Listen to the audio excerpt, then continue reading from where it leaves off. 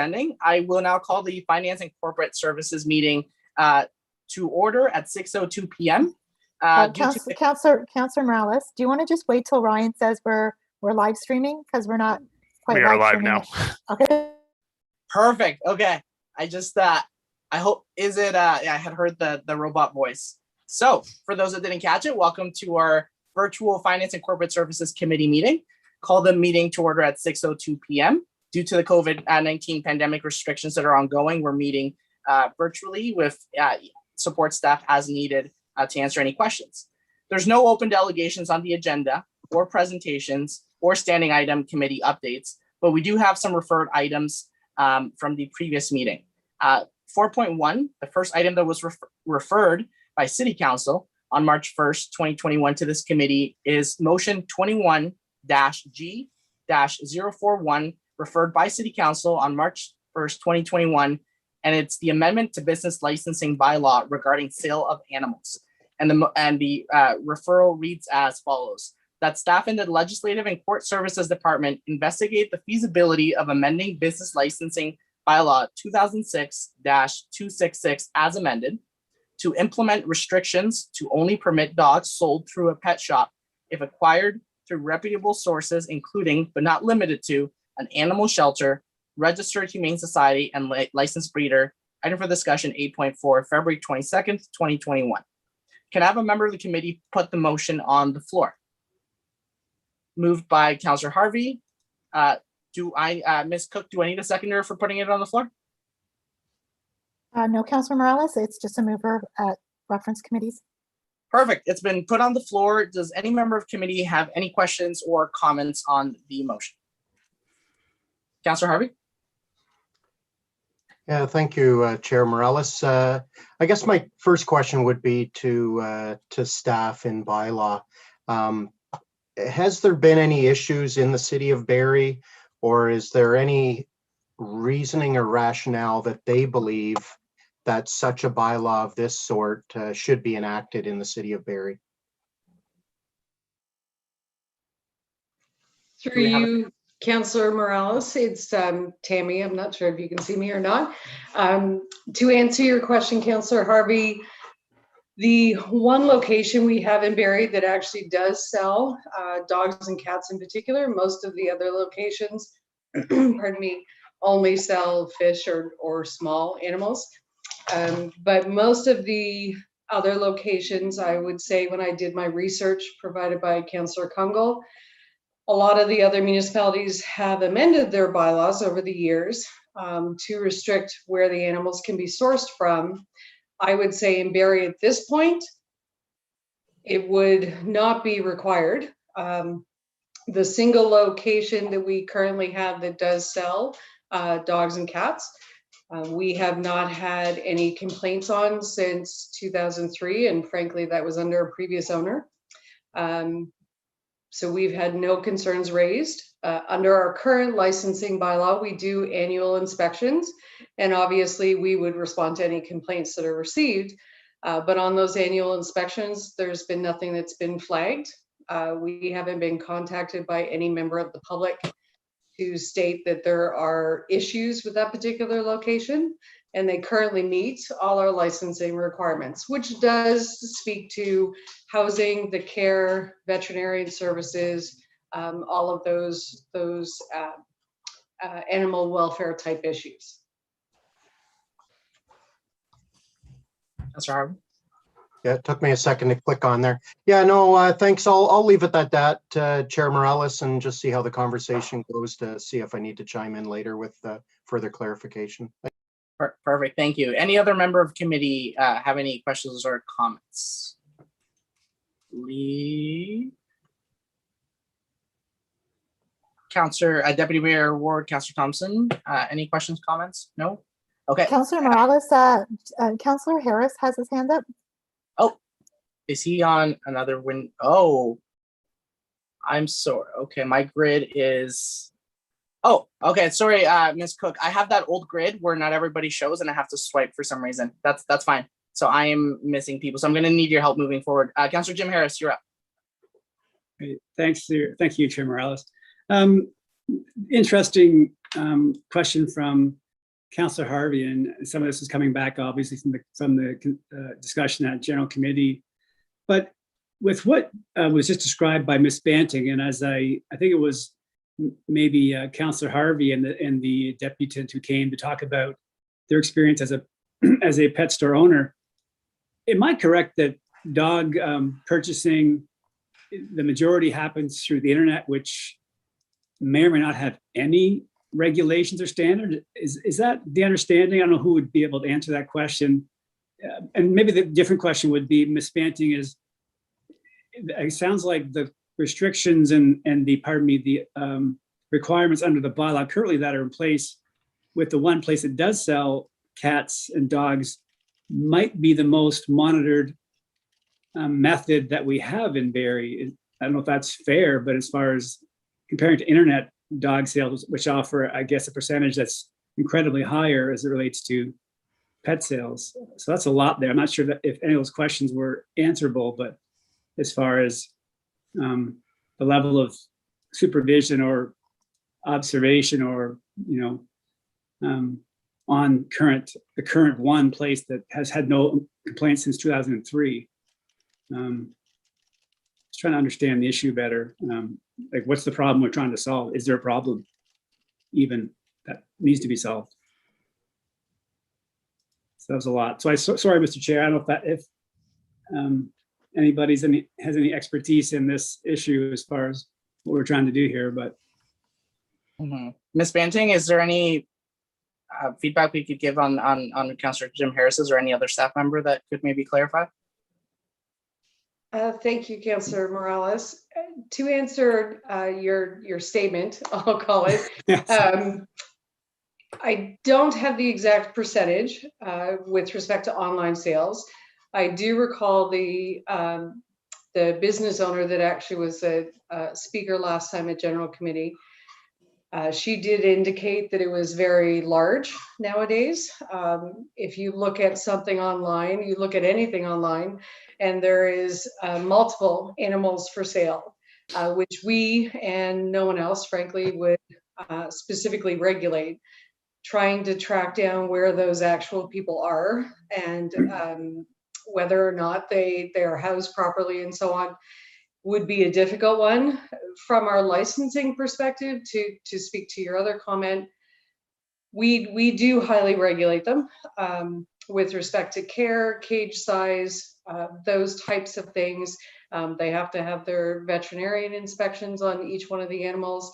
The cage needs to be a certain size, regulated to the size of the actual animal. I don't know that I can comment necessarily on which practice is better. There's many people that would sell their animals online that are perfectly good pet owners and do care for them.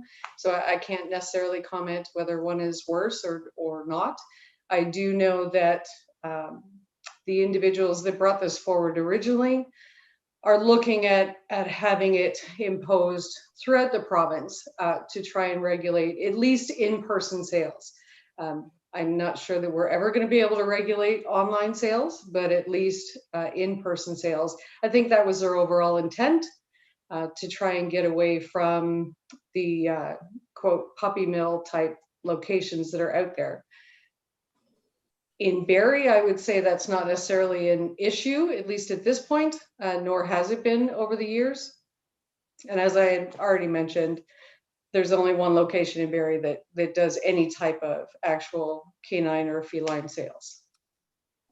Okay, great. Thank you very much. And so just in theory, we would be restricting an area that we have some regulation control over, but we don't have any regulation over the majority of the market, which it'll be what it'll be. Okay, thank you. Perfect. Thank you, Councillor Jim Harris. Any other member of committee have any questions or comments? Okay, seeing none of members of committee, I'm going to go to non-members of committee. Councillor Kungle, Councillor go ahead. Morales. Councillor Thompson?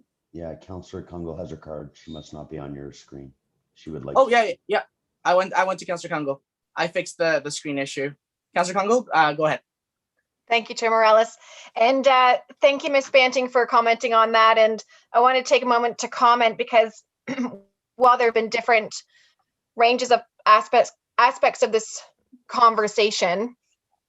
For me, the intent was really also to raise it to say, we've seen 17 or so municipalities adopt this change to the bylaw, but we were looking for clarity as to what's actually enforceable. Is there a gap in our bylaw where we could enhance it, or are we doing enough with the current bylaw? So granted, there's a lot of different interests around where this could go, couldn't go, impact factors, but really was trying to get down to the root of, if 17 other municipalities are moving in this direction, was that an adoption out of, you know, alignment around interest? But if we're going to do it, let's make sure it's enforceable, that it is actually making our bylaw more robust. And what I'm hearing to date, and I'm not sure if I've missed that from Ms. Banting, is that through looking at it, and I know we've given a bit more time to look at this, having referred it to this committee, that I'm not hearing it would make a difference to our actual bylaw and enforcement by adopting it. But I think it did warrant a conversation to consider. Was there something we should look into to fall in line if there was something that contributed to animal welfare? So I'll look to Ms. Banting through you, Chair Morales. If there is anything that you were able to identify, and my apologies if I've missed that, through other municipalities that have adopted this recommendation, or I'm hearing we feel pretty solid with what we've got to date around enforceability and within our actual mandate. Ms. Banting? Thank you, Councilor Morales.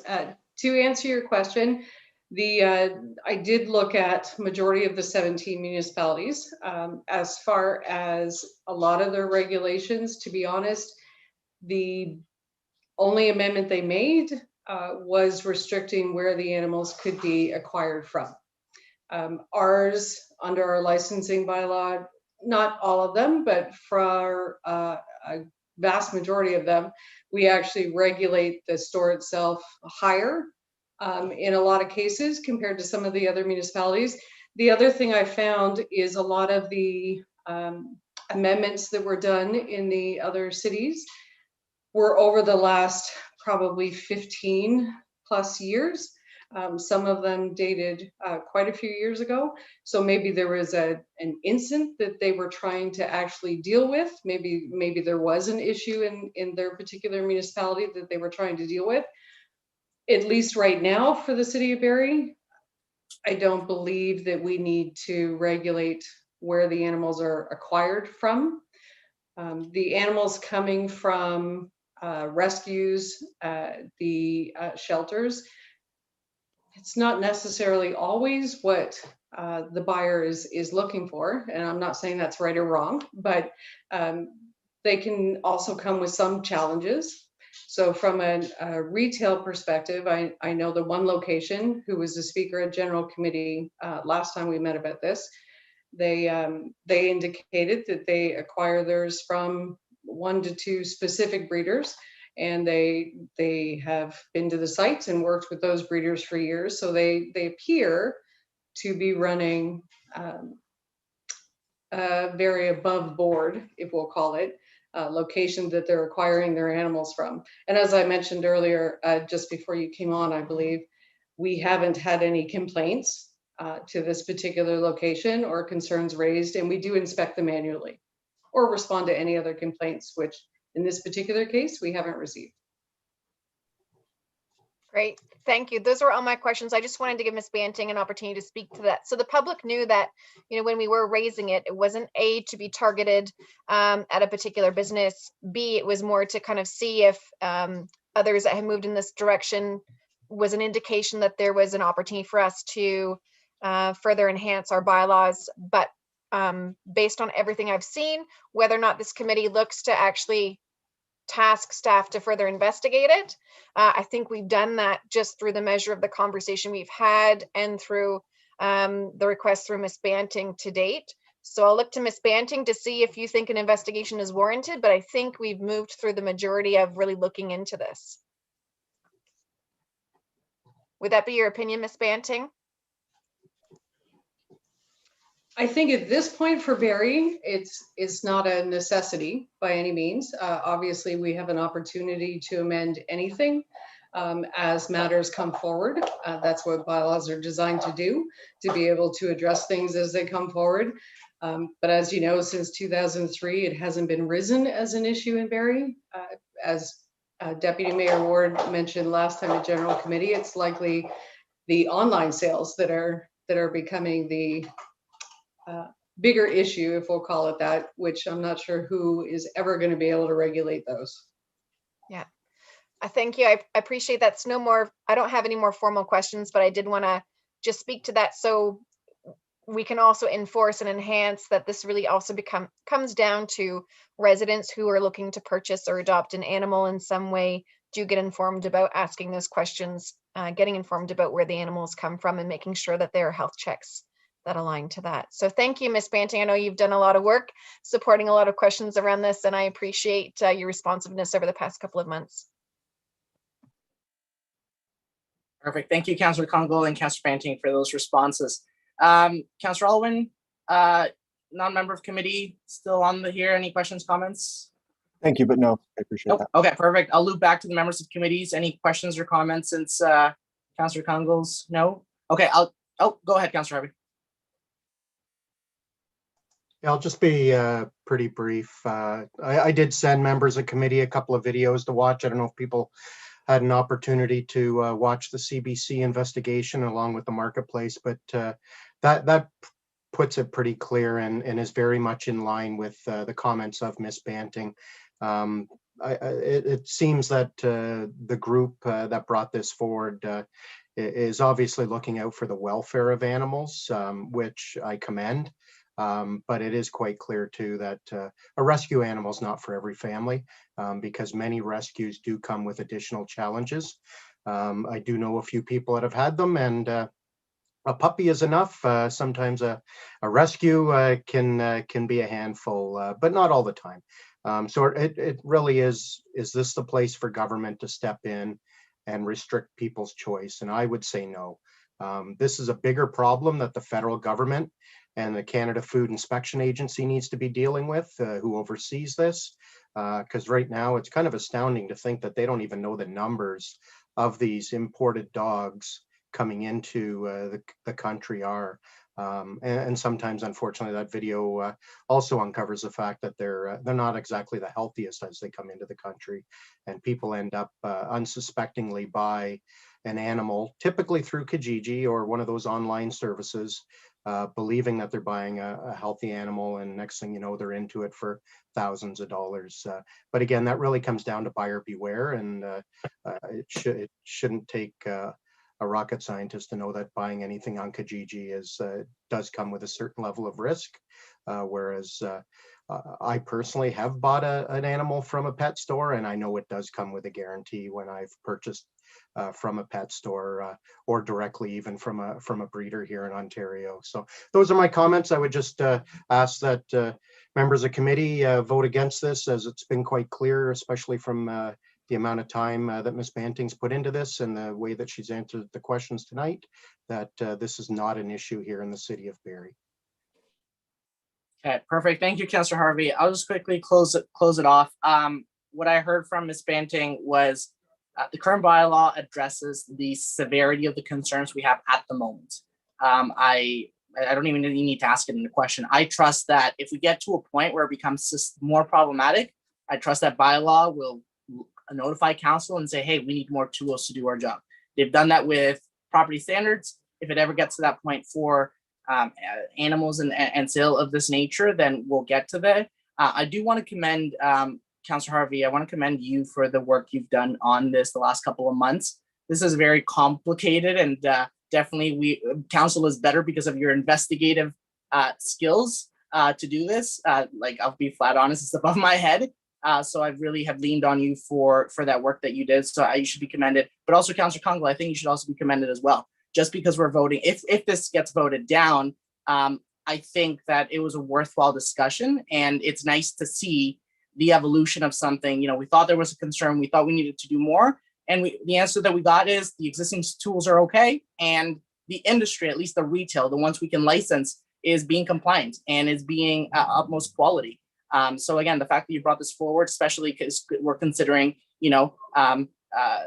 the well-being of animals, is I commend you for bringing this to our attention. And this is one of those situations where voting this down is almost a good thing. If we had to vote in favor of it, if we had to do more, it would be indicative of a more problematic issue. So this is also a positive thing. So Deputy Mayor Ward, go ahead.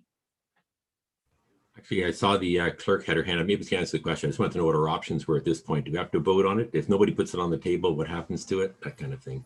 It's already on the table, but Ms. Cook, could you clarify what happens, our options?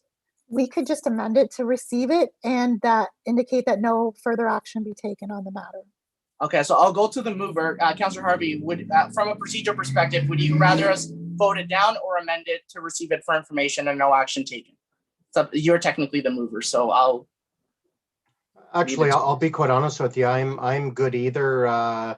What would the clerk recommend? There's not a report attached to this, so I'm not sure what we're receiving, opposed to just defeating the motion that came back to committee. It's just more for the minutes to kind of show that that it was considered and no further actions being taken. It's just kind of more for the paper trail, so to speak. Sure, I'm good with that. Let's go down that route then, Councilor Morales. That will receive it for information purposes. Perfect. So as verbally amended, we are voting on receiving this for information purposes. Any other members of committee? Ms. Cook, go ahead. Can you also just add to the end of it and that no further action be taken? Perfect, and that no further action be taken. So this report received for information, and no further action be taken. That is on the floor. Any members of committee questions? Non-members of committee? Mayor Lehman, go ahead. Sorry, I arrived just in time to hear the words "and no further action be taken." So I'm going to guess that I arrived right at the end of this discussion. My timing's immaculate. But you referenced a verbal amendment, Councillor Morales. Since we're receiving it, I would like to just know how the motion was amended. Sorry to be arriving late. No. That just reminds me of that Office Space scene where the guy in the suspender just shows up and is like, "That'd be great. Good job, team." Okay, so let me just clarify for you. So the motion is as follows: that staff in the Legislative and Court Services Department, this was the original wording, that they investigate the feasibility of amending business licensing as amended to implement restrictions to only permit dogs sold through a pet shop if acquired through reputable sources, including but not limited to an animal shelter, registered humane society, and licensed breeders. So essentially the amendment is to receive that as information, and that no further action be taken. Oh, okay. That is the amendment. That's fine. Okay, thank you for that. Perfect. Okay, seeing no further discussion, all those in favor, please indicate. Okay, passes unanimously. Thank you. So moving on to the next referred item in the agenda, it's referred by City Council, April 26, 2021. Motion 21-G-100, referred by City Council on April 26, 2021. Procedure for motions and amendments in excess of $30,000. Reads as follows: that the following motion 21-G-100 be referred to Finance and Corporate Services Committee for further consideration. And the motion is that any proposed amendments or requests from the mayor and members of council anticipated to cost in excess of $30,000 be submitted to the city clerk and be circulated to council no later than 4:30 p.m. the Friday in advance of any council meeting, except during budget deliberations or declared state of emergency. Item for discussion 8.5, April 19th, 2021. Can I have a member of the committee put the motion, referred motion on the floor for discussion? Member of committee, put on the floor by Councillor Harvey. Any questions or comments from members of committee on the motion I just read? Councillor Harvey, go ahead. Yeah, I just wanted to maybe let's get some more clarity from staff because I know we had quite a kind of back and forth even to get the motion to where it is right now when it was at council. Because there were some concerns that sometimes we do make decisions on the fly, and obviously we didn't want to make it too prohibitive because then we wouldn't be able to make certain decisions in due time. Just wondering from the clerk if there's any other issues that she could see that would cause council issues in being able to do their business outside of the wordsmithing that we've already done with it, because I know we kind of went through it a few times there before we even got to where we are right now. Through you, Councillor Morales, to Councillor Harvey, I may ask one of the other senior staff to jump in as well on the response. But basically, I think the intent of I think this was made by Councillor McCann originally, was to address some of the last minute amendments that come in with large price tags with, I guess, maybe not the time for staff to conduct research on them. But sometimes like this, but then there was the discussion around the fact that during budget time, people put amendments on the floor that are way in excess of $30,000. And that happens at the meeting. And so I just, I'll let Councillor McCann comment, or if the treasurer or Ms. McAlpine want to jump in as well. But really it was just, I guess, to allow staff a bit more time to research funding sources and provide the information to council a bit more in advance of the meeting than the day of. Councillor McCann. Yeah, thank you, Chair Morales. Sorry, I was multitasking with a bunch of work emails, and I can tell you, I'm not a great multitasker. So you're asking me about why I put this amendment forward, and give you a little more maybe insight on why I believe that we need to vote on this, Councilor Morales. I believe that Ms. Cook, and Ms. Cook, correct me if I'm wrong, she just asked for just further interpretation into your amendment and like the purpose for it, the motive, including the timelines and the amounts. Yeah, basically, I mean, why did you do it? Yeah, thanks, Chair Morales. You know, I guess I'll be a little more frank here in finance than in general committee. I just think that we need some more stability. We need some more procedure, and having these big asks, like, you know, Shack World, I believe, was 30 or 40 grand. I believe the tax levy was $800,000, and I believe the Vespra was $3 million. And, you know, all projects, or some of the projects, I feel would have had better debate if there was some time to go over it. And quite frankly, we were all part-time counselors here. And I'm not saying that we treat this as a part-time job. I think all of us treat it as a full-time passion.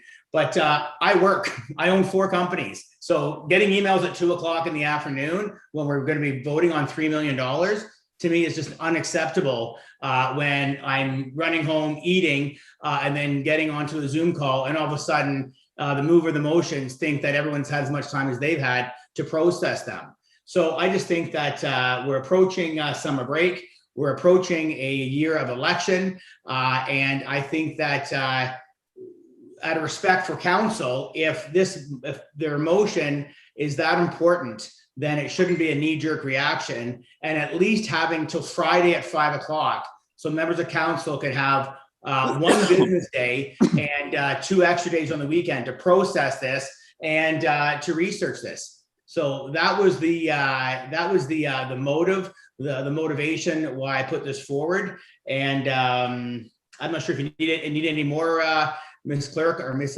Cook, or are you do Chair Morales? But I'm happy to give more insight.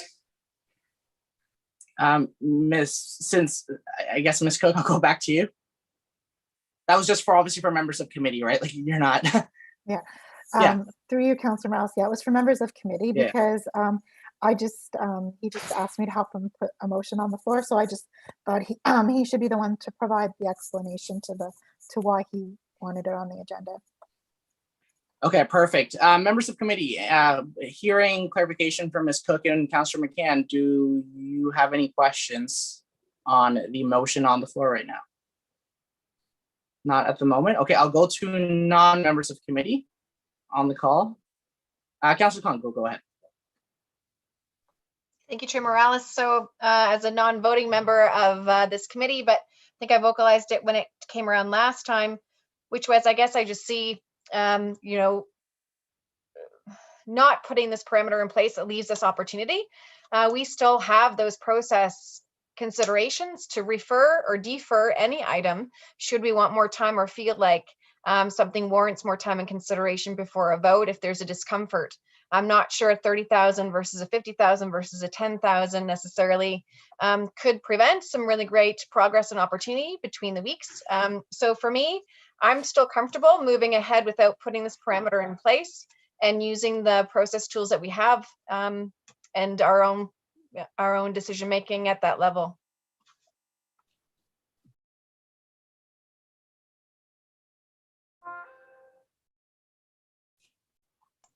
You're on mute, Councillor- Councillor Morales. Councilor McCann, go ahead.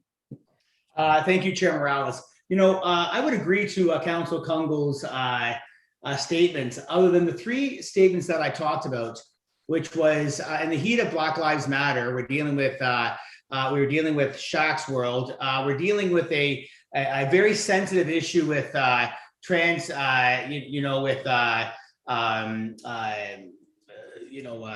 the word I'm looking for? Transitional homes or tiny homes or some types of rental subsidized homes. And the third one with, COVID and trying to help businesses, and we're talking cents, not dollars a day here.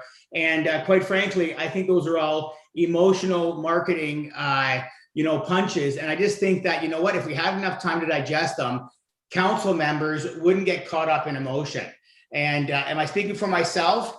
Well, yes, I am, because you start feeling guilty because you want to say yes, but maybe that's not the most best decision. So I just think for those reasons, I'm asking the Finance Committee to vote on some respect to council and timing, and believe it's Friday at 5 is the deadline, not Monday at 7. Okay, thank you, Councillor McCann. Any other questions from members of non-committee and back to committee? Mayor Lehman. Thanks. The motion as written, it's not clear to me. If members of general committee were debating an item and one of the alternatives in the staff report was going to cost 50,000 more than another alternative, would it not offend this motion to move the alternative in the staff report? I guess that's a question of the clerk. Through you, Mayor Lehman. Through you, Councillor Morales to Mayor Lehman. Yeah, it would be, because it would be something that's introduced not for that 4:35 o'clock deadline. So the motion or the amendment does limit some of those discussions that council has. Right. So, and that's a very common situation. I might note that staff have frequently this year provided us with a motion that says we receive something for information, and then the alternatives, which all cost money, are in the staff report because it is a political decision. I guess just by way of quick comment, the three situations that Councillor McCann refers to as the reason for this motion, all three would not be prevented by this motion, because we amended the motion to say not during a state of emergency, which was Shaq's World and the business grants, and not during the budget, which was the affordable housing. So, I think I spoke when this matter was before council and referred back here to say, I actually don't mind this version of the motion because I think it recognized those, that actually it would not have prevented any of those three situations. And it retains the recognition of the need for flexibility. But what general committee, the discussion that night that we all had as 10 of us anyway, was that council can't function with a motion like this. I mean, you can't, how do you amend something that's on the floor? How do you deal with the alternatives for a project? How do you increase the funding for a project, decrease the funding for a project? I think Councillor Kungle's point is the point that was made, I think, by Councillor Harris at the meeting, which was We have a two-step process for everything. We can always, at any point, ask council to refer or defer an item to say, no, this was dropped on me at the last minute. I'm not comfortable with it, and I don't think council should be comfortable with it. So no, that is the procedural tool that exists to deal with Councillor McCann's concern. I can tell you in conversation with the clerk that we frequently have amendments that are given to the clerk a few minutes before the start of a meeting. I find that practice to be troublesome. And I mean, there are lots of situations where I've been working on motions on Mondays. There's no question around that. But I actually wouldn't mind solving that problem. But I just don't think, we went around this horn 3 or 4 times with this item, including at general committee, and it just doesn't work. I mean, I get the intent, and I think I hear the message in it. But there are tools for council to say, no, Mayor, you dropped this on us at the last minute. We're not comfortable. We're deferring, referring, or turning it down. Same with Councillor McCann, same with Councillor Allen. It doesn't matter who brings it forward.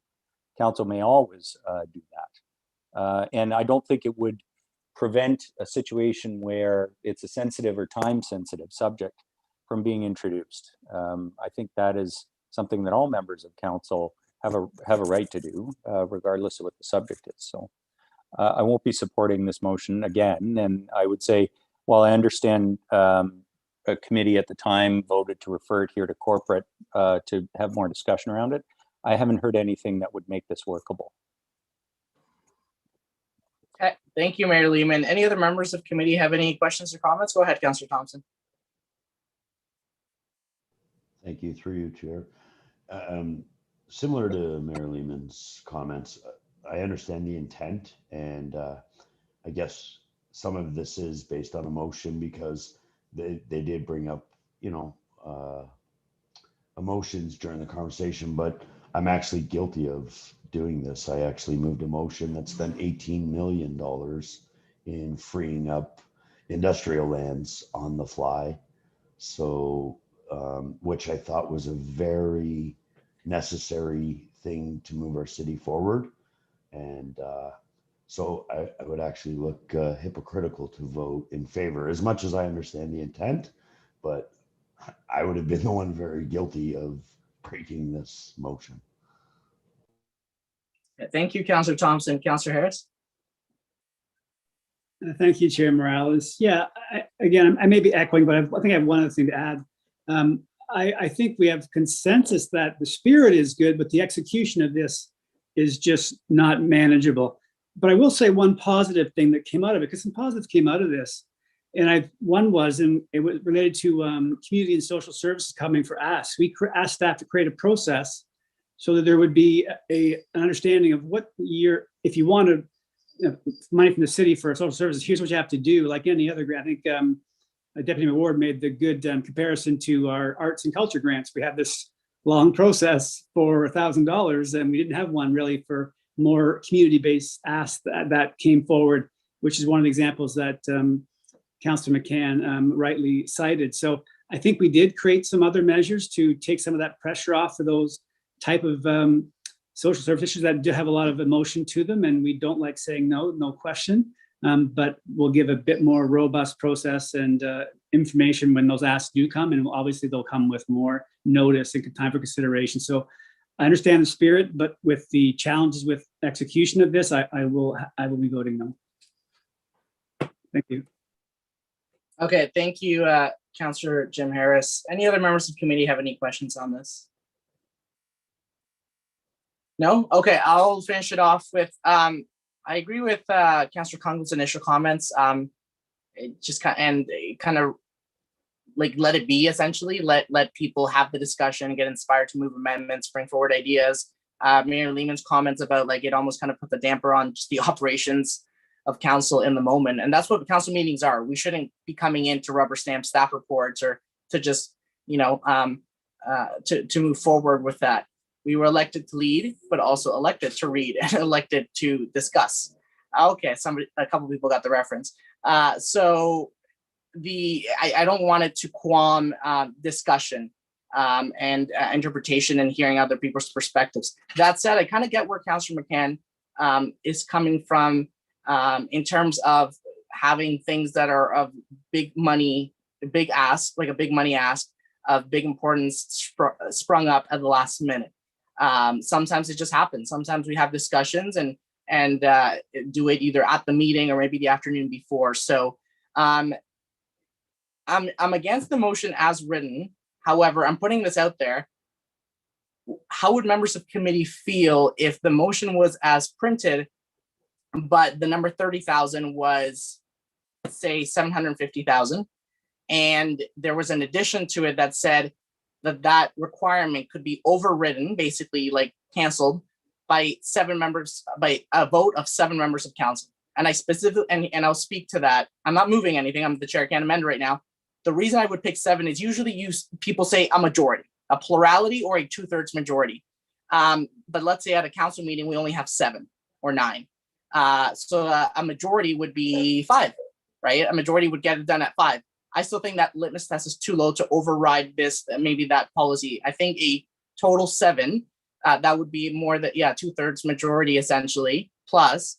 And then that would, if the issue, let's say Councillor Thompson finds a great way to construct something last minute and it's going to be really important and we can't wait, and it's $10 million. And we're all gung-ho about it, but we're restricted by this motion. 7 members, it would just take 7 members of council to override that. Just the way we, sometimes we approved emergency deputations. I believe the procedural bylaw has that as a 2/3 majority. So that would be following a similar model. That would be a happy compromise between, I think, Councillor McCann's wording and the intent of not crippling spontaneous discussion at meetings. But I'm more actually just putting it out there maybe for discussion. I'm not moving it right now. I'm still, I guess, in the virtual chair role. But so once again, to recap, a $750,000 number instead of 30,000, and it can be overridden at any time with 7 members, a yes vote of 7 members of council, not a plurality, not a 2/3, because I think at 7 members of council, that's at least a significant majority of willing to have the discussion, willing for the amendment to go on the floor. Any members of council have any feedback on the comments I just said? Okay. Any non-committee members have any? Sorry, Councillor. I didn't see who went first. Mayor Lehman, Councillor Harvey. Okay, Mayor Lehman, we'll start with you, Councillor Harvey. Very briefly. I appreciate as a chair you're trying to find a compromise, Councillor Morales, and I think it's there's some creativity to that. I do think it's making it unnecessarily complicated. We have the deferral and referral options at any time. That's what's built in to address exactly this kind of situation. And I just, I think it might be creating a little more procedural complexity than is necessary. I think we've got the tools to deal with the situation as members of council if we're uncomfortable with moving forward with any motion at any time. Councillor Harvey, go ahead. Yeah, thank you, Chair Morales. I actually, as soon as you started talking about what you were suggesting, I was trying not to chuckle because I was actually thinking about that a few minutes ago as to how to potentially amend this to maybe cover the theme that Councillor McCann is trying to here. Because obviously we would have to add something in there so that way if the option is contained within a staff report, that can still hit the floor without any issues. Along with, obviously you could override it with that 2/3 vote. I personally don't mind that. It does, obviously, it does add another layer. But I think sometimes we are doing things on the fly a little bit too much.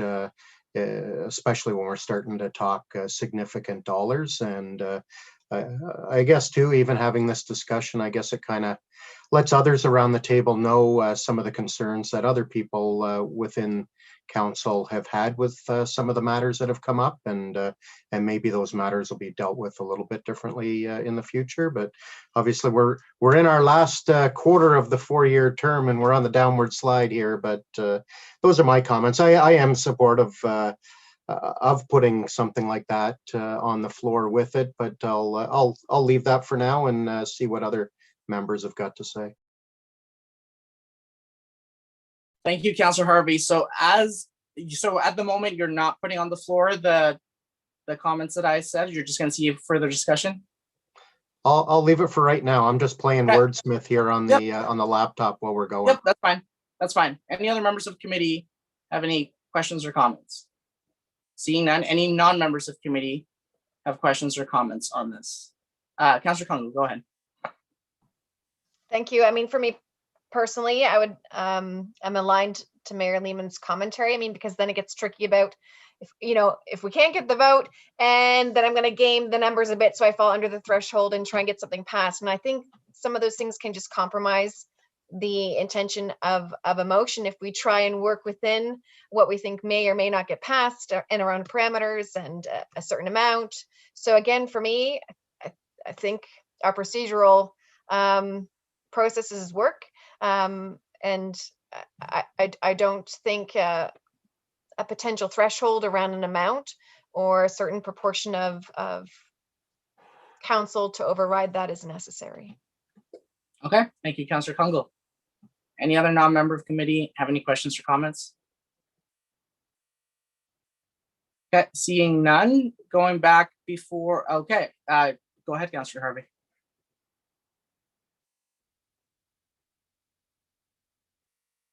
You're on mute. Councillor Harvey, you're on mute. Oh, usually you're happy I'm on mute. Sorry about that. Yeah, I'll put an amendment on the floor that adding the additional words after the state of emergency, or if the option is contained within a staff report before council, along with this policy can be overturned with a 2/3 vote of council. I can email it to everybody if it makes it a little bit easier. Yes, please, Councillor Harvey, please email it to everybody. So if we can, yep, we'll head to our emails here. Councillor Harvey, as Councillor Harvey stated, that any proposed amendments or requests from the mayor or members of council in excess of, oh, are you keeping it at $30,000, Councillor Harvey? Oh, yes, I left the amount as is, and we'll see how it goes. For $30,000 be submitted to the city clerk and be circulated by council no later than 4:30 the Friday in advance of any council meeting, except during budget deliberations or declaration of state of emergency, or if the option is contained within a staff report before council. This policy can be overturned with a 2/3 vote of council, 2/3 vote of attendance at that meeting, or 2/3 of the members that make up council. I guess I'd just have to ask the technicalities of clarity. My opinion would be 2/3 of whoever's in attendance, but I'm sure Ms. Cook would have some better clarity on that. It would be a 2/3 majority. That's what the procedural bylaw says, which would be 8 members, not 7. And just to speak to the amendment, this would prohibit, in my opinion, anything brought forward as part of the budget deliberations, because it wouldn't be contained in technically the staff report. It would be contained, if a member wants to move a matter, it would be contained within the budget binder, which is not technically part of the staff report. Go ahead, Councillor Harvey. Yeah, maybe just a little bit of clarification. I thought the wording except during budget deliberations would cover that portion. My bad, I'm sorry, I missed that. Thank you. It's okay.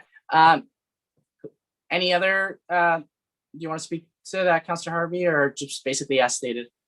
Yeah, no, it's pretty self-explanatory, and I think you already kind of went through it a bit, so there's no sense reiterating the comments. This is pretty clear. Okay. Any members of committee have questions on the amendment? Members of non-committee? Okay, Ms. Cook, I have a quick question. Policy can be overturned by 2/3 of council. You said numbers 8, 2/3. That's fine, but that's 8 period, or that's 8 on the ones attending? Because the way I interpret the procedural bylaws as a majority of council, well, there might be the odd council meeting where, we have 7 through absences. So in that regard, a 2/3 majority would be 5. Yeah, it would be from those in attendance at the meeting, yes. Gotcha. Okay. Okay. I guess my questions are to Councillor Harvey. I like the intent of your amendment because I obviously spoke to it. The only two things I have just a little bit of concerns with are the 2/3. I don't want that number to dip as low as 5. I would want that higher litmus test, which is 8. I messed up on the math, or even 7. The thing about not saying 2/3 majority, if you just say a number, there's clarity. There's no weird fraction math or people challenging the procedure by law if it's those in the tens or not. If you just picked 7, if you picked 8, if you wanted, that's just, it is what it is. We decide on doing it. No one's questioning us the rationale. And then I guess the only other question was the 30,000 amount. I would have trouble voting in favor of this with that's such a low amount. Is there reasoning behind me picking $750,000? Yes, I want it to be high. Is there a reason why that over another number? No. But I want to achieve the spirit of Councillor McCann's intention, which is I picked a higher number, as well as the fact that if we can get 7 members of council or 8 members of council to say at least the discussion is worthwhile, then I'd be comfortable with that. Also, to take into account, we all know this is what happens if the amount is in after, if somebody gets inspiration over the weekend. Like, this doesn't limit discussion on a $2 million amount if it's submitted before that. So I guess my comments to you, Councillor Harvey, is for me speaking personally, I would want that amount to be higher, and the 2/3 are concerning. I would want that number to be 7 or 8. So I'll leave my comments there. Go ahead, Councillor Harvey. First, I'll speak to the 2/3. I think it's more reasonable leaving it at a fractional amount because the numbers in attendance can vary from time to time. However, typically this council's actually been really good when it comes to attendance, and only once or twice can I remember where even one member is not in attendance. So that's why I think it's preferential to keep it at 2/3, because then it's proportionate to the numbers of members that are in attendance to that meeting, opposed to doing a solid number. Because if you do a solid number, there's always that chance that you may not even have that many members in attendance. So I think it is a lot more responsible to keep it at a fractional amount. When it comes to the dollar value, again, it's just keeping it in the spirit of what the original motion was from Councillor McCann. Like, I mean, upping it a little bit is one thing, but I think once we start getting up in the figures like what you're talking about, like, I mean, whether it's 750 or whether it's 3 million, at that point really doesn't matter. Like, I mean, it's and I think we're starting to lose the flavor of the intent, I believe. But again, obviously Councillor McCann's here, so I don't know if he wants to speak further about his further intent when it comes to that dollar value. And that's the only reason I didn't change that, because that really changes the intent of the original motion, in my opinion.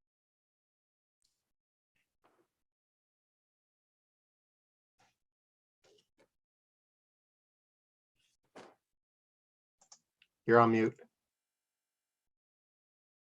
I said perfect. I said, any other members of committee have any comments? And then I quickly said no, and I said, Councillor McCann, go ahead and provide clarity to Councillor Harvey's comments if you would like. You're on mute, Councillor McCann. I said, thank you, Chair Morales, and thank you, Councillor Harvey, for asking for my insight. You know what? Like, I was hung up on the number, I guess, back in general committee. Because you know, quite frankly, Shaq's World, that was kind of the lowest ask, and I thought that really was a debate that you know, really could have been a lot healthier because of the short time. And I think I've had many conversations with many council members, and they were shocked there was an ask after the presentation. So, but in saying that, you know, I think that this item has a very slim chance of passing. So if the higher amount is something that this council or this committee can pallet, and then later on council support, I would be open to a higher amount. As I think Chair Morales said very eloquently, at least the spirit will still be there, and council will maybe pause before they have a knee-jerk reaction by bringing a big fund forward. So I'm not sure if I made that clear as mud, or if I gave anybody a little more insight, but I appreciate keeping the spirit alive, councilors and chair. And if you have any more direct questions for me, I'd be very happy to answer them. Okay, perfect. Thank you, Councilor McCann. Was that a hand, Mayor Lehman? Yes, Mr. Chair, I'd like to move that you call the question. Perfect. Calling the question on the amendment.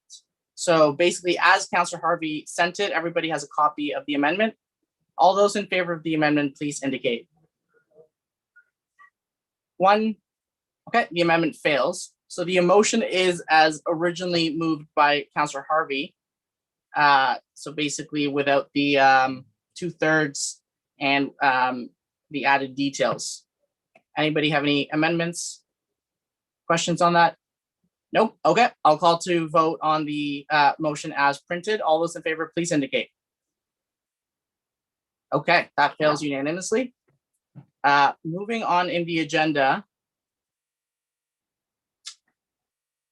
And members of council, if you just give me 1 second, I'm pulling up my notes here again.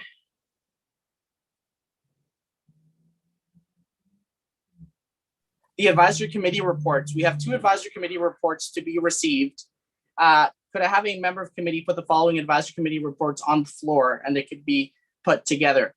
They're the report of the Accessibility Advisory Committee dated May 13th, 2021, and the report of the Town and Gown Committee dated May 26th, 2021. Could I have a member put those on the floor? Deputy Mayor Ward. Okay. Are there any questions from members of committee on the reports? No questions. Any questions from non-members of committee? No questions. Okay. All those in favor, please indicate. Passes unanimously. Perfect. Thank you very much. The reports to committee is 6.1, 2020 audited consolidated financial statements. The 2020 audited consolidated financial statements attached as Appendix A to the report to the Finance and Corporate Services Committee dated June 8th, 2021 be received P5-21. Can I have a member of committee put the motion on the floor? Councilor Jim Harris. Perfect. It is on the floor as read. Are there any questions from members of committee? No question. Oh, Mayor Lehman, go ahead. Yeah, this is the consolidated financial statements for the city of Barrie. Is the auditor here? Mayor Lehman, through you, Chairman Morales to Mayor Lehman. Yes, Pina Colvacchio is here from Deloitte's. And we weren't going to receive a presentation from the auditor? So through you, Mayor Chairman Morales to Mayor Lehman, the presentation or the Deloitte's presentation is attached to the financial statements. If you wish, you can walk you through it. We'll defer to you. I'm okay with asking some questions, Mr. Miller. I'm just, that was the, given the significance of the matter. I guess if I might, Mr. Chair, I'll just ask the questions of the auditor directly. Yes, okay. So, I guess I'll start with the general question, Pina, and thank you for being here today. It's a very unusual year for the city. I imagine with COVID, there were a number of contingent liabilities I would expect that perhaps were different from last year. I did notice in the statements some comments to the effect of the timing around some of our revenue items and uncertainty around some expenses. And I'm sorry, I will call it up now. I wasn't quite ready for this discussion. But the question I was going to ask you is the general one of, with such an unusual year, 2020, as auditors, what would you identify as being materially different in this year's statements in terms of reporting the corporation's financial position? Thank you, and good evening through you, Chair Morales, to Mr. Lehman. I would indicate that this year's consolidated financial statements reflect the year that was in terms of 2020. When you look at particularly the statement of operations, you will see that there are significant variances from budget, and a number of those variances are attributable to the timing of related revenues and cash flows and related disbursements. These matters are addressed by the management team in the attachments to today's report in terms of the significant variances. I would indicate that COVID-19 did cause a shift in the timing of revenues and also a shift in the timing of expenses and the capital spend. And as these financial statements are prepared on a full accrual basis, referencing back the original council approved budget, there are significant variances from budget that you see coming through these consolidated financial statements. Okay, in terms of your ability to assess the financial situation of the organization, though, did you encounter any challenges? And I'm not talking about, I'm quite confident it went just as smoothly in terms of information exchange with our team and all of our financial controls and reporting. I just know that our staff were operating in a very unusual environment where costs in particular were being incurred for one-time items and unusual sort of circumstances. Did you find any challenges in reporting those sort of unusual COVID-related costs? Through Chair Morales to Mayor Lehman, I would indicate that the nature of the financial reporting process related to those costs based on the audit testing performed did follow the city's processes. In testing the key controls, we look at controls over procurement and purchasing, for example, and did not note any significant deviations in that control environment with respect to the procurement of those processes and the payment cycle. Our audit report on the results of the audit does not indicate any significant deficiencies in controls, and I would indicate that we did not note any unusual matters or differences between how expenditures that are one-time COVID-related expenditures were processed, any different from routine and other transactions of the corporation of the city of Barrie. Okay, two other questions that I sort of noted in preparation here. I noticed that it's you do intend to issue an unmodified opinion, which is good to see, clean opinion. The outstanding items, always legal letters, take some time. Management's representation letter. Actually, maybe I'll ask that of Mr. Miller. What's the status of that in terms of responding to the auditors? Through you, Councillor Morales, to Mayor Lehman, that is, I believe we have actually recently sent that off to the auditors. So I suspect thought you might say that.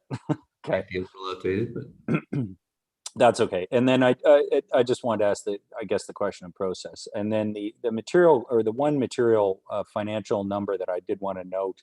By the way, there was a number of really, when we do the statements, we end up calculating our net debt position, and it was really good to see our net debt position dropping significantly again, even despite the very difficult year that was. I understand some of these are accounting representations of our condition, but I mean, that's a number that I watch closely every year in the statements, and was worried about this year given the revenue uncertainty and the cost uncertainty. So very good to see. It's yet more evidence of the corporation's strong financial management during COVID. So congratulations to you, Mr. Miller, Mr. Krause, and the team. The one number I did want to highlight, though, is the one that Deloitte highlighted in their letter, and Pina knows this is coming because we talked about it at the police board. The post-employment benefit liabilities, the number jumped significantly in the statement. Now, I understand, as with the police board statement, and some of it was because of the police board statement, it's due to the discount rate. So it's actually more of an accounting adjustment than our benefit liabilities jumping by $10 million in 1 year. But I think it would be important to give the committee some color on that. I know you use our actuary, so there is an actuarial update. But Pina, I basically have the same question I had at the police board, which is how much of this is an accounting adjustment due to an adjustment due to the discount rate, and how much of this is due to an actual growth in the city's employee liabilities, post-benefit or benefit liabilities, excuse me. Thank you for the question. Through you, Chair Morales, to Mayor Lehman. So December 31, 2020 was an actuarial evaluation year. For organizations who follow Canadian public sector accounting standards, a full valuation is required every 3 years.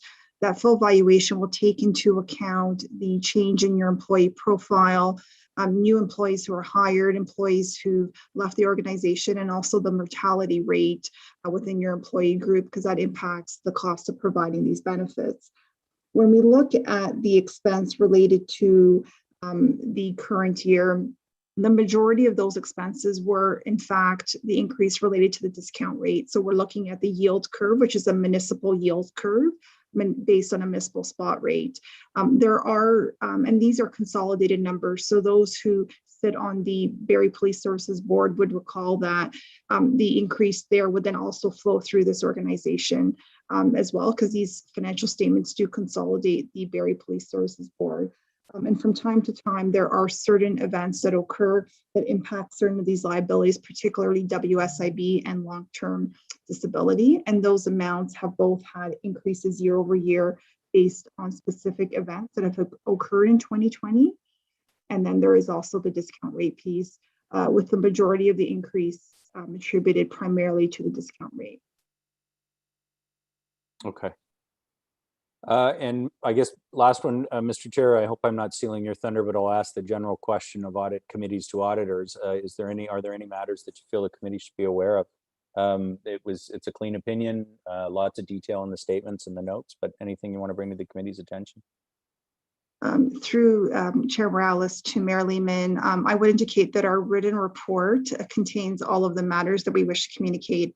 In addition, each of the consolidated city entities does have their own board of directors, to which we report to at the lower materiality for each of those entities. We've provided written communication to those organizations as well as to the city of Barrie. I do not have any additional matters that are not in my written report to communicate back. Okay, thanks, Mr. Chair. Thank you very much, Bina. Thank you, Mayor Lehman. Councillor Harvey, go ahead. Yeah, thank you, Chair Morales. Yeah, just a little bit further follow-up on the post-employment benefit liability section, because it was also just spoken about that obviously long-term disability is included within that line. Now, is the LTD not an insurance policy? So it would be somewhat of a stagnant amount opposed to being directly paid through the corporation. Good question.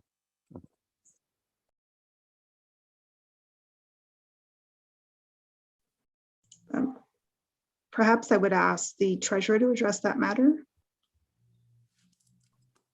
Through you, Chairman Morales, to Councillor Harvey and committee. So in relation to long-term benefits, WSIB benefits, the city is, I believe it's a Schedule 1 or Schedule 2, but we're basically a self-insured. So we pay into that. We basically pay an amount to them, and they administer the funds for us, and they charge us a fee for it. We don't pay an insurance rate based on WSIB. We again base it on our own. It's basically a self-insurance policy, and that is impacted by the discount rate, and the analysis that's done for future benefits on WSIB is a large driver of it. Just a follow-up to that, if I could, Chair. When it comes to the LTD specific piece of it, though, which is separate from WSIB, how is that administered? Is that not a dedicated insurance policy? I will ask Melissa Mifsud if you could bring her up. Oh, there she is. Melissa, I don't know if you want to add any additional context to the long-term care piece, or disability piece. Sure. I believe, sorry, through you, Chair Morales, I believe that the long-term disability piece is where we have somebody on long-term disability and we are still paying their health and benefit premiums. So we have to account for in the period that they go on long-term disability, we have to account for all of their likely offense or expenses into the future in that current year. And I believe that's what that piece is, and it is fairly small. Okay, I'll leave it at that for now, but maybe we can take it offline and get a little more clarity onto it just because obviously I have a little bit of background when it comes to the LTD. That's the only reason why I'm asking some of these questions, to see how the corporation is operating the LTD piece. Thank you, Councillor Harvey. And my apologies, Ms. Mifsud. If you heard that muffler go by, that was just somebody deciding to have some fun on those 2 blocks. I'm glad that I was actually had my mic unmuted. Don't know how much that made it to the iPad to yesterday's meeting. Any other questions from members of committee, non-members of committee? Do we have any questions? No? Okay, so I'm just pulling this back up here. With seeing no questions, all those in favor of receiving the audited consolidated financial statements, please indicate. Okay, that passes unanimously. Thank you, members of committee. And finally, 6.2 is the memorandum from B. Keene, the Acting Supervisor of Enforcement Services, dated June 8th, 2021, concerning a response to motion 20-G-202 concerning noise bylaw enforcement. Do members of committee have any questions concerning the content of the memo? Deputy Mayor Ward, go ahead. Thanks, Chair Morales. And I was delighted to see this on the agenda tonight, because I think we haven't spent nearly enough time talking about noisy vehicles this week.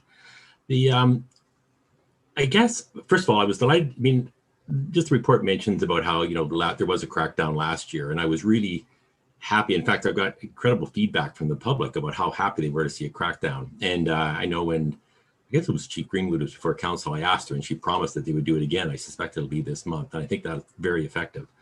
The only thing about the report or the memo I was disappointed in, it didn't address the 2 forces, the 2 municipalities I was hoping they'd look at, and that's Caledon and Oakville. And maybe that's my fault. Maybe I should have mentioned that, because I introduced this in the first place. I know I've sent around copies of the bylaw to all council, and both those municipalities, as we know, the Highway Traffic Act, the police have to enforce it based on if the muffler has been modified. They have to use their judgment. Whereas both Caledon and Oakville have equipment. They actually got the decibels, and it's over 90 decibels from 3 feet away or whatever it is, they get a ticket. I mean, it's not left up to the police's judgment. The bylaw works with the police. The police are the only ones who can stop the vehicle, but the bylaw is there with their machine to measure it and make sure that people get a ticket. And I guess, without delaying this any further, I'd love it to go back to staff to talk to Caledon and Oakville and see if it's worked. I suspect it's worked, because if you go onto a lot of chat sites involved with the motorcyclists, they all hate Caledon and Oakville. They all warn people to stay away from them, which is an indication to me maybe it worked. I know, I'm curious as to why both bylaws mention motorcycles specifically, and I'm not sure why that is, why they're specifically mentioning motorcycles, not other vehicles. But if I can, I'd like to send this back to staff just to talk to those 2 municipalities and see the costs and see if it works. It's going to be too late for this year, but I'd still like to know because I still think there's another role we can play. And if we can give an impartial thing, such as a decibel reader that tells us, yes, this vehicle is noisy, this vehicle isn't. I just think it would be a lot easier, and we'd hopefully get a bad reputation from people around the province that we are a place that doesn't allow noisy vehicles. Thank you, Deputy Mayor Ward, and I hope you're using an alias for the groups that you infiltrated. I think was there a question? I just use a made-up name. Was there a question in there to staff, Deputy Mayor Ward, I believe? Well, I guess I should ask staff first if they'd have any objection to going back and asking those 2 municipalities about their bylaws. Okay, Not sure if that's for Ms. McAlpine or Tammy Maynard. Ms. McAlpine, we'll start with you, and we'll go from there. Through you, Chair Morales, to Deputy Mayor Ward. Certainly, if the committee directs, staff will go back to those municipalities based on our informal conversation with a variety of municipalities.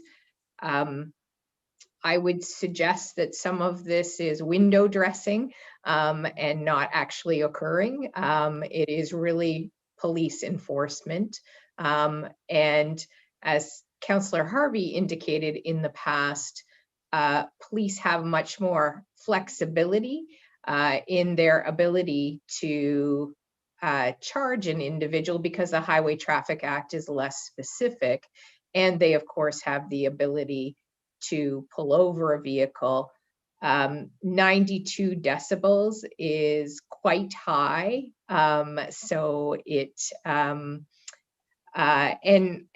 I will allow, I would suggest that if Tammy or Wendy has further comments, but I know we did reach out to a number of municipalities about the concept of joint enforcement, and that wasn't necessarily the reality of what was occurring on the ground. Deputy Mayor Ward. I'd still like to find out. I'd like to find out from those 2 municipalities that do it. And they're often held up at other places. I noticed there's been a lot of, Hamilton was talking about it and they used Oakville as the example. Here's what we should be doing. And Burlington was looking at it saying, here, let's use the Oakville example. So I'd be curious whether these have had an effect, because I still get the complaints about noisy vehicles. In fact, it's becoming more and more common. I'm not sure if other councillors are getting those too, but it is becoming a serious problem, noisy vehicles. And if this is one more tool we can use, I'd at least like to find out whether it's working in those 2 municipalities.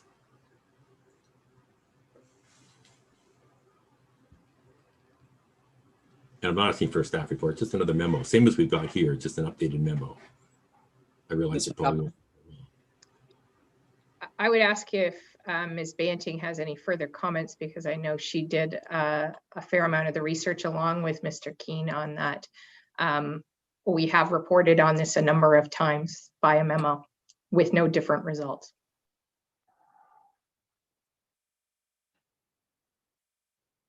Okay, thank you, Deputy Mayor Ward. Any other comments or questions from members of committee?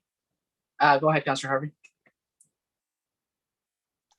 Yeah, thanks, Chair Morales. Yeah, just looking for a little more clarity when it comes to air conditioning units. And the reason I'm asking this is I guess it was almost 2 years ago, it started up with a pretty significant complaint in my ward that kind of went back and forth a bit.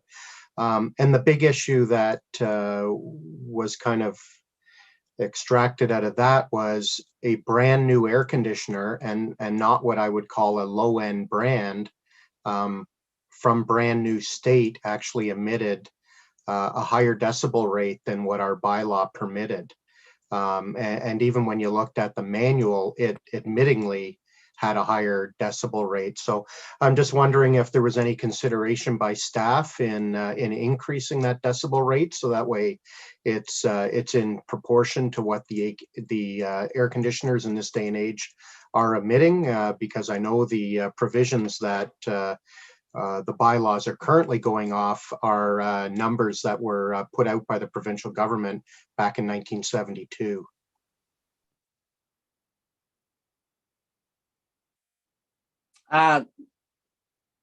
Is that a question to Ms.? Probably Ms. Banting, I would assume, since it is bylaw related. Ms. Banting? Do we have Ms. Banting on the call, Ms. Cook? I do. Thank you, Councillor Morales. To you, Councillor Harvey. As those NPC standards were put out in 72, I can assure you that's not when it was actually reviewed and put into our noise bylaw. I can tell you some of those standards have been amended by the province here and there. With respect to the air conditioners, albeit not part of this memo, the standards set by the province can be amended from time to time. It depends on what our municipality chooses to adopt and the legislative authorities of the day. When we do put it through, we amended this bylaw and incorporated those NPC standards in 2006 when it was redone. With respect to that particular one, obviously I'm well aware of what took place in your ward. And there are many things, including vehicles, if we want to incorporate the vehicles, where the manufacturer standards may differ from what the province, through Ministry of Environment or federal legislation, frankly, may allow. It doesn't necessarily mean that a municipality and or the manufacturer has to amend it. It's up to the buyer to a certain extent. But there, with respect to the air conditioners, albeit I don't have the the full standards in front of me, I do know that there are certain acceptable levels, and the testing from acoustical engineers when we do, or if we have to call them in to do official readings, those are still the standards that they go by today.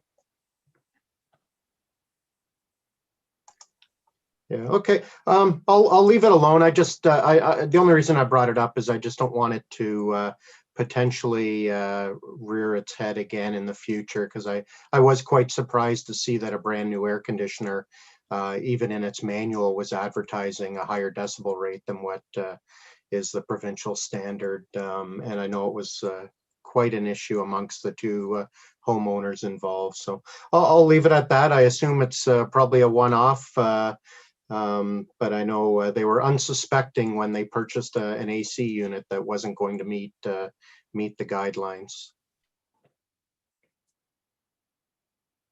Okay, thank you, Councillor Harvey. Any other questions from members of the committee? Deputy Mayor Ward. Thank you, Chairman Morales. I just want to put a motion on the floor. Go ahead. That staff investigate the bylaw and enforcement of noisy vehicles in Caledon and Oakville and report back to Finance and Corporate Services Committee by way of memorandum. Okay, perfect. That's put on the floor. We need to receive this report as well. I don't know whether it has to be part of the motion or not, if it does. We'll move it as all in one, and if it fails, we could just move to accept the report by itself. Is that okay, Ms. Cook? To Councilor Morales, it's just a memo, so it's just on basically for receipt. So you don't necessarily need a motion for it. Okay, perfect. So as Deputy Mayor Ward read, that is on the floor. Any members of committee have any questions or comments? None? Okay, non-members of committee. Oh, Mayor Lehman, go ahead. Yeah, I'm just conscious, Mr. Chair. We've asked for information. I'm actually going to support the motion. We've asked for information on this many times. We've not heard a solution. I'm reminded of that definition of insanity. I think there's some insanity from both sides here. We keep expecting a solution from bylaw, and but then our staff, and there may not be one from bylaw, but our staff are not giving us any other solution. So I guess my comment would be, I'll support the motion, but I think the motion should come with actionable direction for council, if council needs to take direction, or the police board, or whoever it is, so that we can make a difference with noisy vehicles. And I would suggest that, when the memo comes back, if the direction is for the police services board, council to make a request to the police services board, we can do that. If the issue is that the city needs to make a request for change of the Highway Traffic Act, we can do that. But I think council has over and over expressed its desire for solutions on this. We have not found one yet, and I will support the attempt again to solve a problem that is probably the top complaint councillors are receiving from their residents. Perfect. I'm going to go to Ms. McAlpine, then I'll go to you, Councillor Elwin. Ms. McAlpine? Thank you, Chair Morales. I would note that in one of our past responses, we did suggest that correspondence be sent to the Police Services Board requesting enforcement of the matter, given the constraints that municipal law enforcement faces related to the Highway Traffic Act and its enforcement. But appreciate the comment regarding the challenges in finding a solution. Certainly that was commentary from other municipalities as well, with the high decibel level that many of the motorcycles are manufactured with, and some cars modified too. Perfect. Thank you, Ms. McAlpine. Councillor Elwin. Thanks, Chair Morales. Sorry to be annoying and to beat a dead horse about this, but a lower speed limit has a proven impact on the noise level. And I think that's something we do need to consider, that sort of upstream solution instead of the downstream solution. It's one of the few tools available to us. And obviously we're having trouble finding other solutions. So I just wanted to put that out there. It's one tool available to us, and I think we do need to think seriously about it.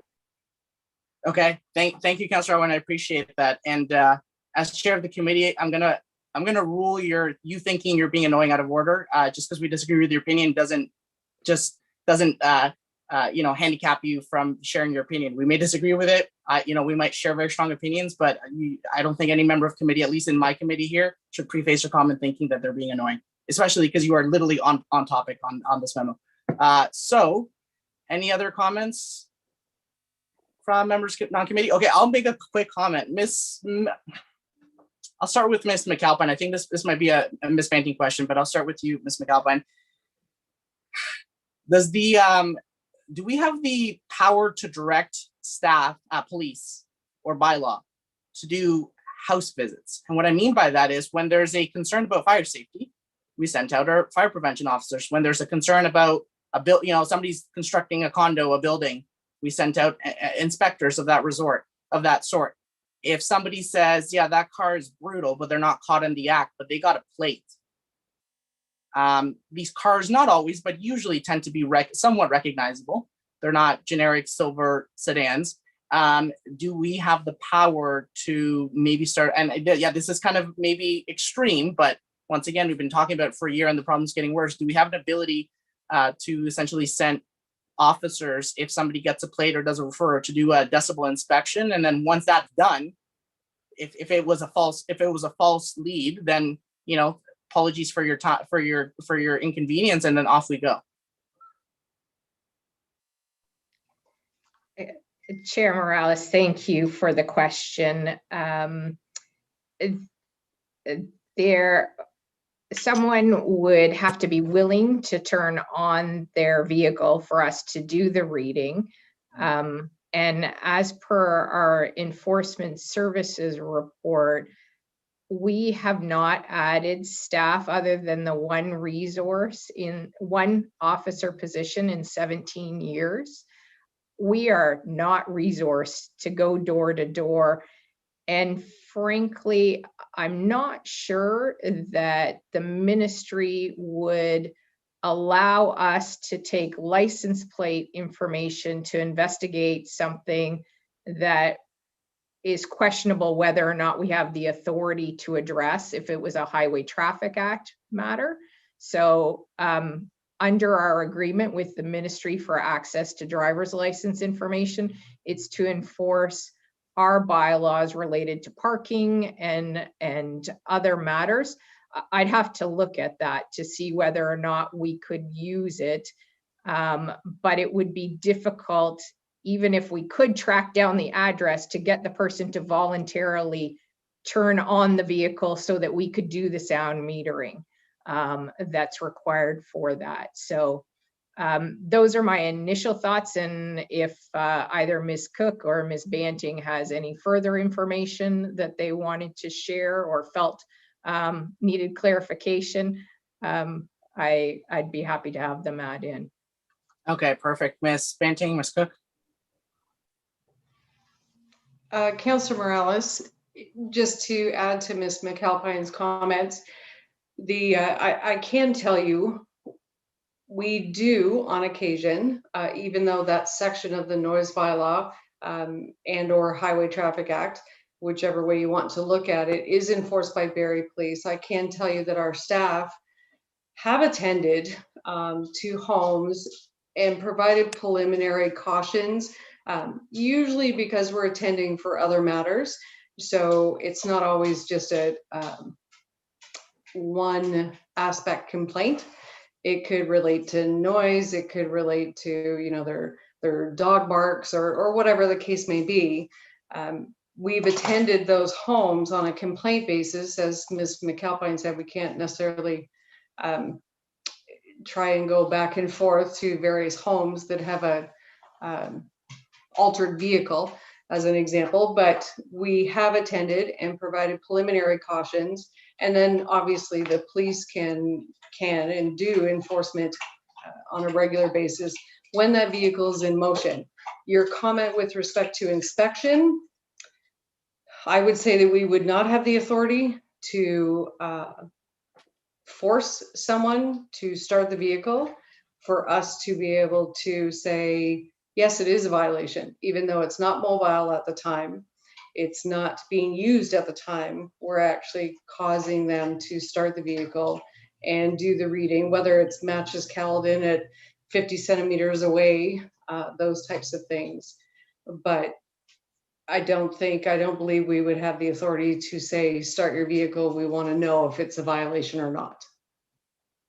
Okay, perfect. Ms. Cook, any comments that are different from those? No, Councilor Morales, I agree with both Mr. Okay. Ms. McAlpine and Ms. Banting. Perfect. So let me follow up with that. So what I'm hearing is obviously it's different from fire, because fire, obviously they have jurisdiction to go in anytime essentially they desire to, because it's a fire safety. So legislation doesn't allow bylaw staff to just force you to turn on your car. Okay, so I appreciate the clarity on that. Do we have the ability to, if we did get some sort of feedback on plates, to mail out a letter? Obviously that's not how we do things now, so maybe we would have to like develop a process of how that would work. 1 complaint, no letter. 3, yes. Is that something that possibly could be done? Because I know you've said that you have advised on other noise complaints, Miss Banting. And then the follow-up to that, I'll add this question in there as well, so you can focus on one or the other or both, is that's from the end user. What about people installing the mufflers or doing the modifications or cutting the straight pipe? Can we do enforcement of shops that we know there are literally dedicated muffler shops, and we also know there are shops that are not dedicated muffler shops but do mufflers? Have we done inspections in the past where we say, they show up and say, hey, like, are you doing modifications in accordance to essentially the allowed decibel range? And if we haven't done that, can we do that? Maybe, I know it would be tough, like maybe staff would have to show up and literally catch a car getting a muffler that is illegal. But could we also maybe just require them to show, I don't know if this is within jurisdiction, to show a log, because they would have some sort of documentation internally that shows this car got a muffler of X, Y, and Z. And then we would review that, kind of like the way the health unit might show up to a restaurant and say, show me your expiration dates, show me this, show me your cleaning logs, etc. So those are 2 very different questions, and I'll kind of just let you run with them, Ms. Banting. Thank you, Councilor Morales. I'll address the second question first. With respect to the noise violation itself is the noise. The fact that someone has chosen to alter their vehicle, the fact that and trust me, it's not me, but the fact that I may be in my driveway and alter my muffler, or have bought something online to install on my vehicle, that portion is not illegal. It's the noise and the fact that maybe I have removed some of the muffling device. That is the section that's illegal. So for us to go to a auto mechanics location and say, I want to see if you have cut anything, altered anything, changed some of the muffling abilities of the vehicle, I would not say that we would have the ability to do that, even under our licensing bylaw. I don't know that I could put that parameter in place. We do have limitations. The fact that they have done some repair and or change to the vehicle might not be the illegal portion. It's the noise that's the illegal portion. We would have to check on that, but I would have to hazard a guess to say that it's not permitted for us to be able to do that. We have a great deal of ability under our licensing bylaw, but it does have some limits as to what we can request, especially the information of their clients. With respect to your letter question, it really wouldn't be a lot different generally than us attending to a specific location because of a report of a potential violation. Again, it's a preliminary caution, but I will say, whether you're sending a letter where the officers had to do some preliminary investigation and then warrant whether or not a letter is or should be sent, I should say, it still does take resources to be able to go through that and make sure that we're addressing it properly. You can imagine if we started sending out letters, and trust me, I live in very close proximity to Mapleview, so I can hear every vehicle that goes by. But just sending out a letter to someone, it's almost an accusation without a full investigation, if we can say it that way. Yep. No, I appreciate your responses. My takeaway from this is letters are problematic. Again, accusations without the proof.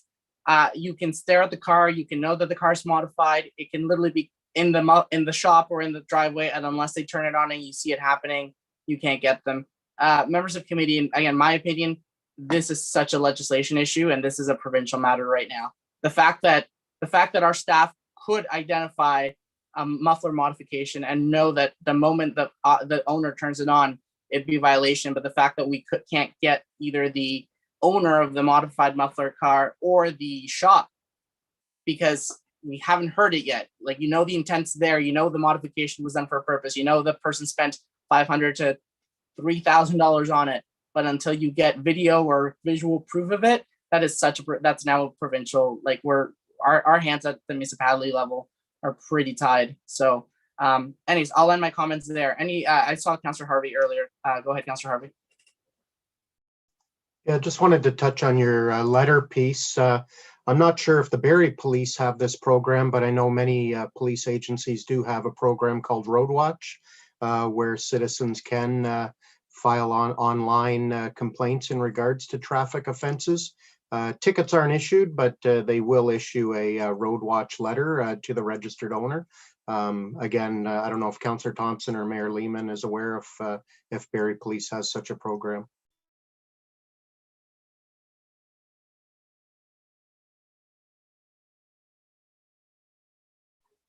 Mayor Lehman's left the meeting, so I think you'll have to refer to Councillor Thompson. Oh, picked a great time to leave. I'll be honest, Councillor Harvey, I'm not 100% sure, but I can look into it and I'll send you an email or to the committee. I don't know if a letter is sent with the tool they're using now for traffic complaints.